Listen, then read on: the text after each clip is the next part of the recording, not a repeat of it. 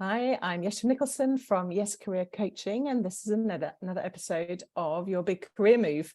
And the idea for this podcast came to me because I was coming across all these people who had these amazing stories to tell about their career change and how they made the leap. And I thought it would be really cool to share those stories to inspire other people who maybe are in a job that they're not enjoying very much. And today I'm super excited. I'm being joined by Michael, and I'm not mentioning your surname because I'm scared that I'm going to mispronounce it. Do you want to tell me? I've never had to say your surname before, Michael. Do you want to? Yeah, it's Rickatson. I mean, it's not that difficult. So I apologize. So Michael Rickatson. And I've known Michael for a few years now. I used to run a really cool little co-working space in the Cotswolds. And when we first opened, we were looking at, we wanted to basically have lots of local suppliers providing the teas and the coffees and the this and the that. And coffee is obviously a really big thing. And I remember when I was doing my research to open the space, people told me there are three things that are really important. And the number one thing is coffee. And so it was really important that we got the right coffee. And so we did our research and we found this wonderful local coffee roaster called Golden Sheep. And that's who Michael is the owner of. But we did get chatting when we first met, and Michael's got a really fascinating story to tell. So without further ado, hello, welcome, Michael. Thanks so much for being on this show. Thank you for inviting me. It. And if you don't mind, can we start? Obviously, I've totally given away what you're doing now, but can we talk a little bit about where your career started and how you then made that change? We'll get into that. Yeah, well, I've always been fascinated with mechanics and stuff like that, and engineering. And from when I was very, very young, I always wanted to be a mechanic, helping Dad with the cars and stuff like that, putting new gearboxes in his car and all sorts of things like that. And I got a job in a local coach firm working in the diesel engines on the garage and stuff like that. And did that for 18 months and really hated it. It's just getting covered in grease and oil and stuff all the time. I just didn't enjoy it. And my brother, he worked in motorsport, and he knew I was wanting to find a job, and a job came up with him. And I applied, and I got a job started working in motorsport.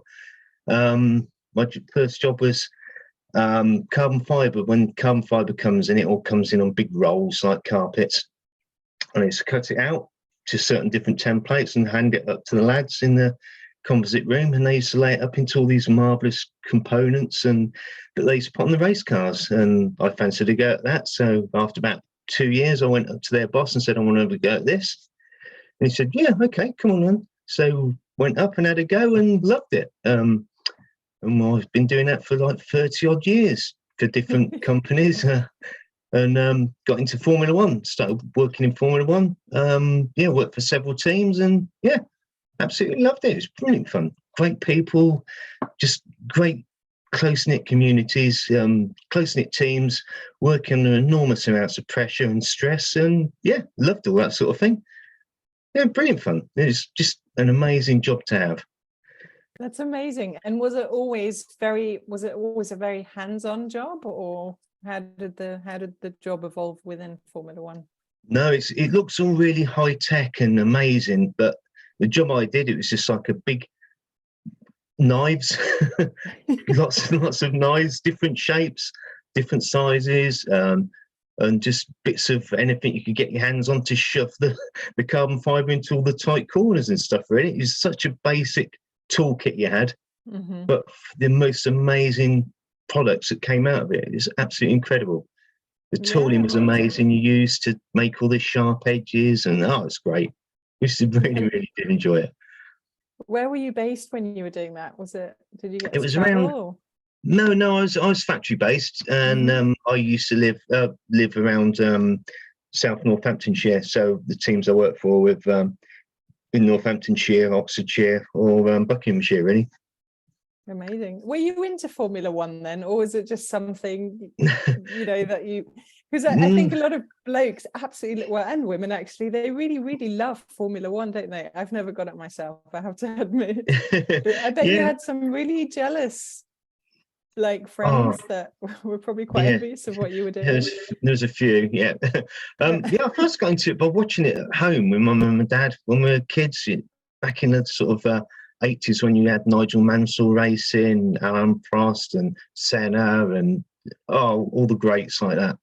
And just used to love watching it. It used to be our Sunday afternoon in the summer, used to be sat down in front of the telly watching the Formula One. And yeah, I didn't ever think I'd get into it or get a chance to work in that sort of environment. But yeah, I did and loved it. Lots of friends and that used to pester me for trips around the factories and stuff. So I used to clear it with the gaffers. And they said, yeah, you're not allowed to show them that, and that. And just used to take them around. And yeah, it was good. It was good fun. Loved it.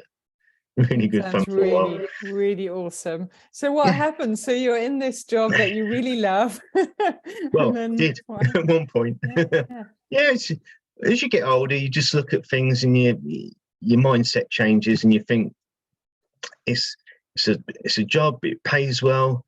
The hours get really, really long, and through from sort of September to March, April time, your life's not your own. You've just got to do that, because when you're building the cars, your busiest time of the year is through the winter, when they're not racing, because you're building next year's car. Yeah. So you have to put the hours in. It does get stressful. You're tight time scales, from the drawings released to any component being on the car. Sort of 20 days they wanted. So you had to make the tool in and all the. It was really, really tight. And you just think, do I really need this pressure? Do I really need all this grief? You get your bosses yelling at you because you're not getting the jobs done, and there's all projects, and designers don't agree when you say it's not going to work, so you have to do it. Then go, right, okay, how does this work now then? Oh, well, it works on the CAD and all that sort of thing, and it's just gets a bit boring at times. And I was going through a funny stage in my life, and I was always wanted to work for myself, and I thought, right, is this the time? And I thought, yeah, I think it is. So yeah, just jacked it in, really. Gosh, and did you have any, when you said you always wanted to work for yourself, did you have an idea of what you wanted to do for yourself? Or yeah, when I was in my early 20s, I told my dad once, I was just fascinated with coffee, and I said to my dad once, I'm going to open a coffee shop. He says, when? I said, well, next year or so. He says, don't be so bloody stupid, boy, being the Yorkshireman he was. Don't be so stupid. You got yourself a good job, stick with it. I thought, well, yeah, you're probably right. So I stuck with it. But it's always been niggling at me, playing at the back of my mind. And I used to roast coffee as a bit of a hobby a few years. Well, a few years before I decided to jack it all in, and for friends and family and stuff. And yeah, just got the head bug for it, and just thought, yeah, I fancy having a go at that. So while I was still employed, I during my summer holiday, I went off and did a coffee course in running my own coffee shop and all that sort of thing. And then I thought, I don't know, I think I want to do the roasting side of it. So a bit later on, I added some time off and went on a roasting course, learned how to do it properly. And then thought, right, okay. So I started planning my breakaway about a year before I actually did it. Getting things together, making sure I got everything, and showing my partner. She was absolutely awesome. She was fully behind me.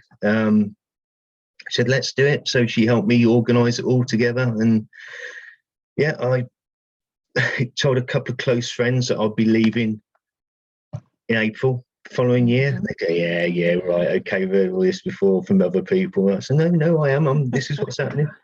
So I had to wait till January to have my notice in. Then I had to wait 3 months then to finally get out. But yeah, it's a big shock when some people actually realise I've done it. But yeah, because you were in the industry for how long, Michael?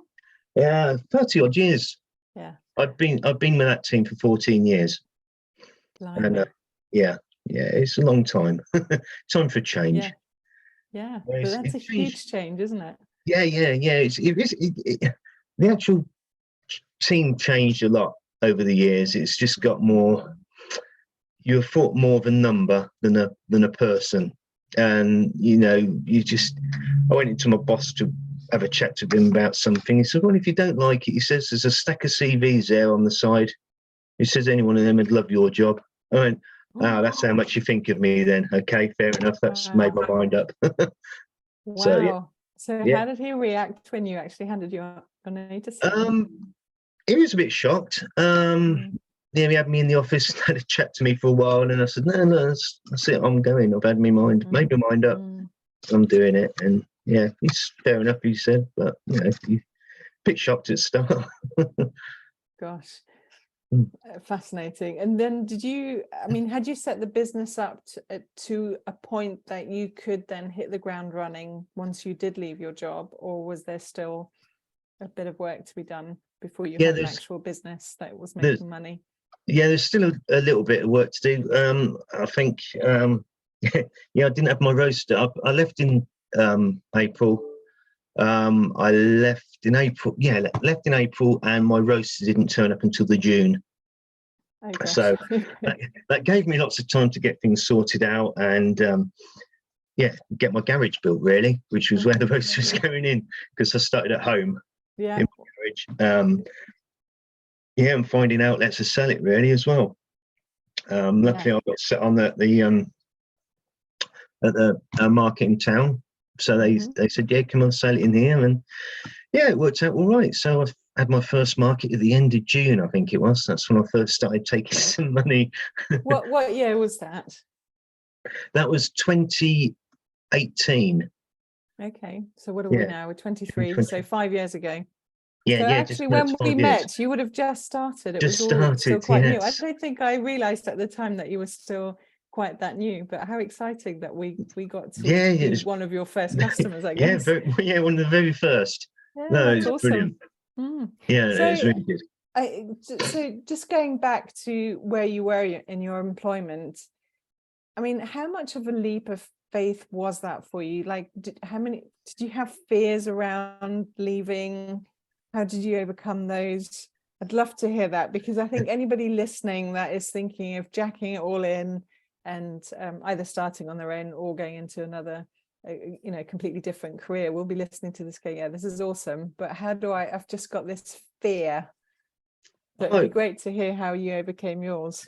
Yeah, it was a massive fear. Because where I've always worked, I've always known people wherever I've gone, because it's such a small environment. Wherever you go, you've always bumped into people you've worked with before. Yeah. So that was really good, because you always got a good strong sort of base there, with friendships and stuff like that. Going out on my own, I hadn't got a clue if it'd work. I hadn't got a clue if people had liked the coffee I was roasting. And could I make any money at it? It's just huge. And I put every penny I had in savings and stuff like that. Every penny I had went into buying all the equipment and setting the place up. And you've just got to think, you've got to give it a go. It's got to a point in my life where I thought, if I don't do it, it's something I'll always regret.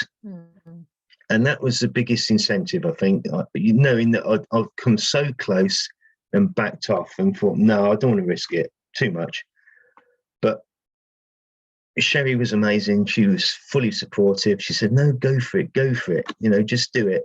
You'll never know. You'll regret it if you don't. And she was right. I would have done. But so I did it. And we're ticking along okay at the moment. You're still smiling. I've got to, otherwise I'll cry. No, it's been brilliant. We just haven't had a really good year, if you know what I mean. With the pandemic coming in, and then all the crisis that's going on at the moment, we just haven't had an easy run at it. It's just been probably the most difficult time to set something up and to keep going and keep paying the bills and still having a bit left over. I think it's going all right at the moment.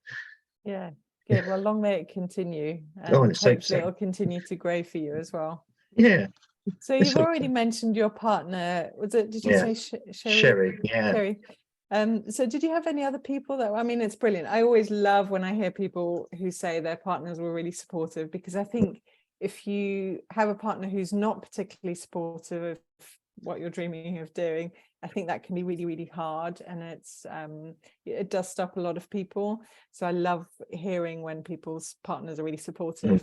Who else did you have around you that was supportive? Did you have other people that were already running their own business that were sort of, I don't know, role models for you? Or not at the start, no. It's just a couple of friends I spoke to at work. I mentioned I've got a couple of really good close friends at work. Mentioned what I was going to do with those, and they were really good. They were, yeah, go for it, mate, you know, all this sort of thing. But since I've set the place up, I've met a few people. People who've had like multi-million-pound businesses they've run and stuff like that. They've pointed me in a few directions where I've been struggling. And when I've been out on the markets, there's lots of traders there I talk to about stuff market-wise and what they do. And everyone's been really good. Everyone's been really supportive and putting me in the right direction for different things. So it's been really good. It has been good. And the people around here are so supportive, and the customer base here are just incredible. They're really, really good. Makes a huge difference, doesn't it, when you do have this network of people who are cheering you on from the sidelines? It makes the world of difference, I think. No, it's been really brilliant. lovely to hear. Yeah, and of course the Growth Hub over, as Simon says as well. If you have any problems, just phone a couple of people up there over there, and they're brilliant. Yeah, no, that's great. So now that your life has completely changed, yes, what does success look like to you? What's the definition of success to you now? At the moment, success to me is just managing to get enough money to pay the bills. To hear comments back about our coffee, how people are enjoying it, that's to me, that's a success. And just introducing people to different coffees as well, and them enjoying it. That's all I'm here for, just to brighten people's lives up.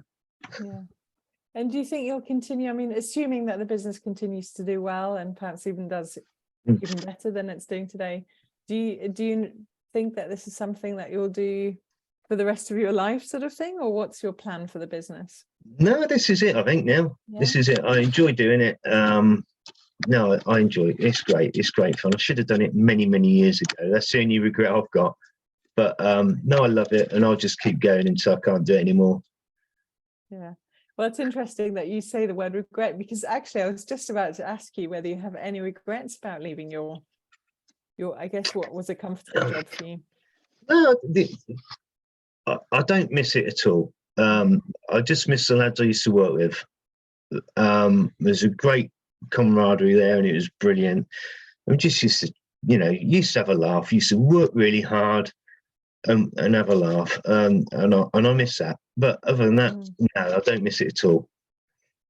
Do you think that there were any skills that or any experience that you brought from your previous job into this business, or did you literally have to learn everything from scratch? I ask because one of the biggest things that that people say is an obstacle for them is that they feel like they're going to have to start from scratch.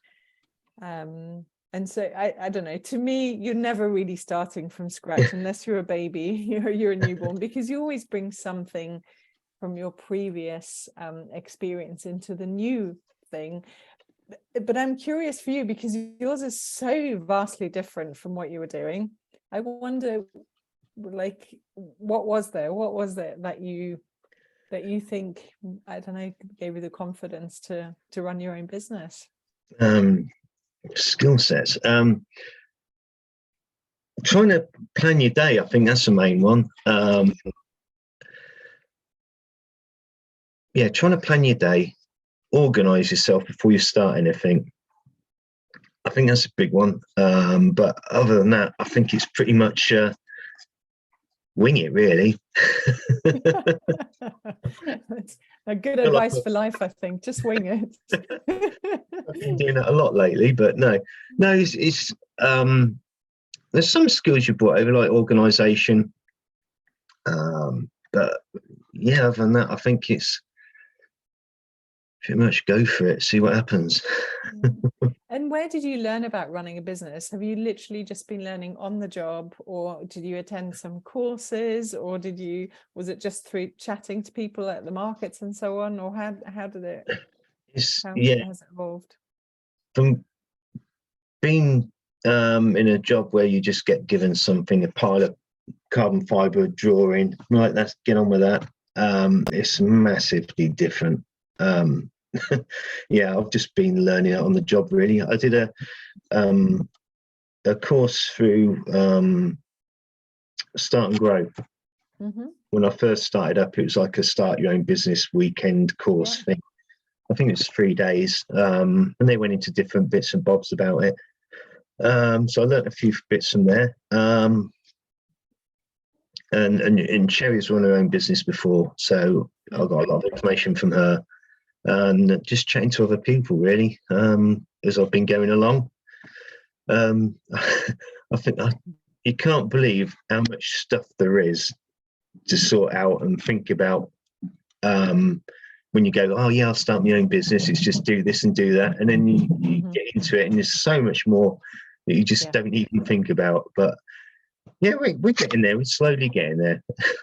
it's just winging it. Yeah, this is it. After 5 years, still winging it. Yeah, yeah. Just find other things to wing.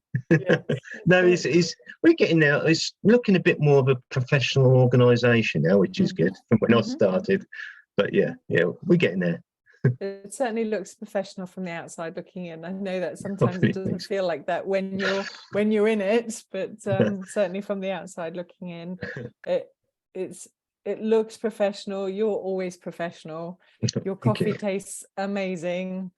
So it's all, as a customer, it's all looking fabulous, Michael. But you know that anyway. But I know that it's always looks different when you're on the inside. For anybody who's listening to this, who's thinking, oh, actually, this has really inspired me to just follow my dream of starting my own business, what would your advice be? Think about it and think about it again and just go for it. Just absolutely go for it. I thought when I started this, I thought, yeah, do what hours I like. It'd be great. Because I'm used to like doing 60, 70 hours a week in motorsport anyway. And then you come here, you think, yeah, I'll set this up and I'll do what hours I want, finish early, do this, do that. But I'm still doing 60, 70 hours a week. But I love it. It's for myself and I enjoy it. And it's great. And you meet so many amazing people doing the same thing, doing the same hours and still smiling. Yeah. So what is it that you love most about what you're doing now? I love finding different coffees for people to try. I love meeting people and chatting to people and just meeting people from all walks of life. And on the markets, it's brilliant for that sort of thing. You get loads of people coming up, really interesting people. You have a little quick natter with them. They go off happy. And it's great. I love it. It's brilliant. So you're basically getting paid to chit chat all day. Exactly. Yeah, it's great. Yeah. Sounds awesome.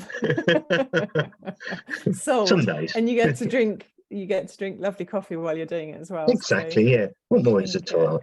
Yeah, you've won the jackpot. Oh yeah, definitely. Oh, it's amazing. Well, I've really, really enjoyed chatting with you, and I don't know, I love that you've gone from working for Formula 1 to starting your own coffee business. I just think it's a really fabulous story, and I hope people are going to be inspired by your story. And anybody that's listening to this, if you have been inspired, please, if you're watching on YouTube, then please like it, share it, comment on it. Let's get the word out there. Let's inspire more people to follow their dream.